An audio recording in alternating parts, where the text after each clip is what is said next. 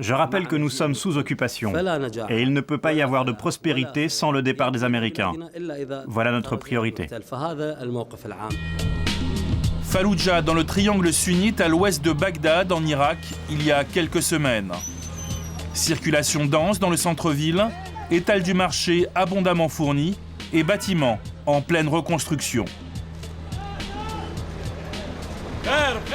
Tout va bien maintenant. Grâce à Dieu, tout va bien.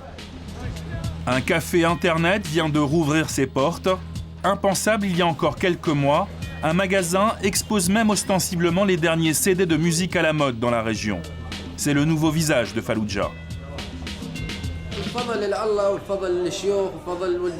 Merci aux chefs des tribus qui ont rétabli l'ordre et qui ont expulsé les terroristes.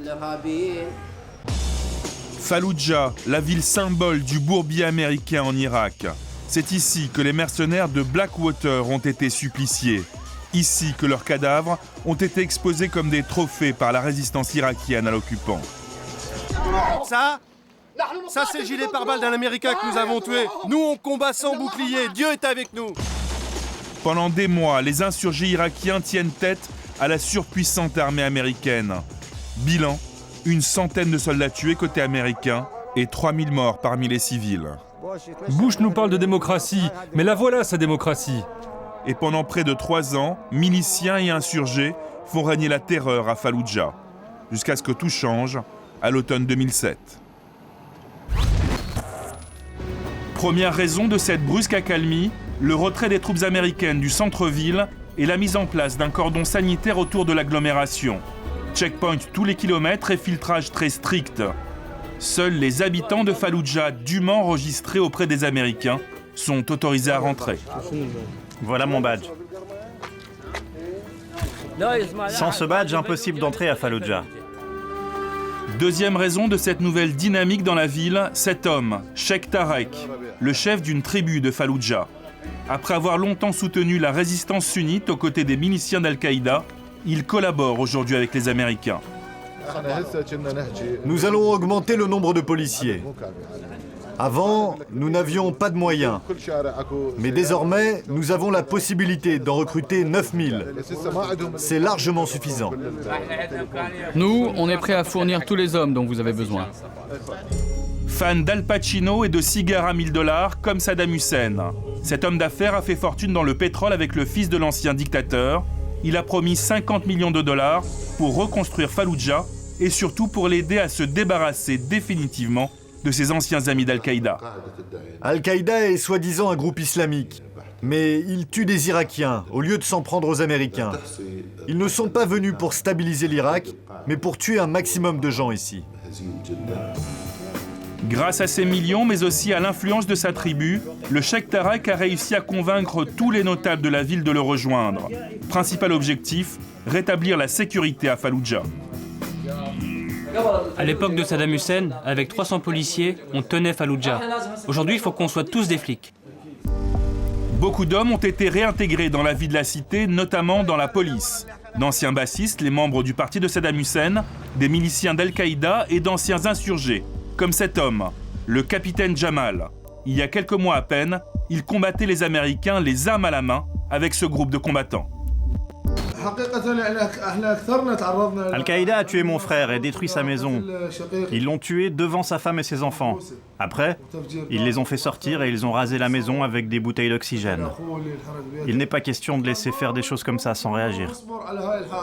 Aujourd'hui, il est chef de la police d'un quartier très populaire de Falloujah et il pourchasse les combattants d'Al-Qaïda.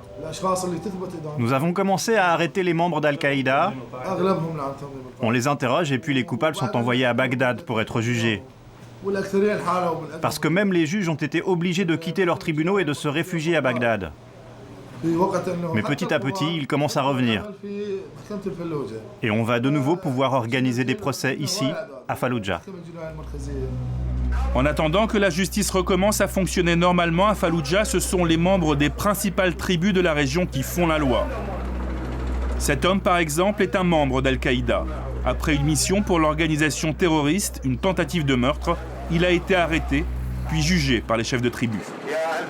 Il est entre vos mains. Faites-en ce que vous voulez. Vous pouvez le tuer ou le relâcher. Le prisonnier va être interrogé pendant plusieurs heures par le chef de la tribu de la victime. Combien d'opérations de ce genre tu as effectuées? Je jure que c'est la seule. Je n'ai jamais tué personne, qu'il soit sunnite ou chiite. Il a tiré 3 fois sur mon fils.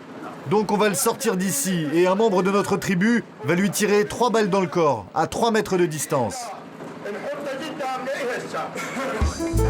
Les procès comme celui-ci se sont multipliés ces derniers mois. Plusieurs membres d'Al-Qaïda ont déjà été exécutés sur décision du conseil tribal. Lui a échappé à la mort. Il a racheté sa liberté pour 10 000 $. Une somme considérable pour les Irakiens, mais pas forcément pour les membres d'Al-Qaïda. L'organisation terroriste les paye 500 $ par mois, plus 200 $ pour chaque opération. Nous sommes dans le quartier Jolan, l'ancien fief d'Al-Qaïda. Nous avons retrouvé un milicien blessé par l'armée américaine. Il ne sort plus de chez lui. Il a peur d'être arrêté et jugé par les tribus. Les soldats américains sont moins nombreux maintenant. Mais je ne m'éloigne jamais d'ici, je préfère rester chez moi. Vendredi, jour de la grande prière dans cette mosquée, l'une des plus dures de Falloujah. C'est ici que se réfugiaient les insurgés pendant le siège de la ville. Aujourd'hui, même si les militants d'Al-Qaïda ne sont plus les bienvenus, le discours reste très hostile à l'occupant américain. Je rappelle que nous sommes sous occupation et il ne peut pas y avoir de prospérité sans le départ des Américains.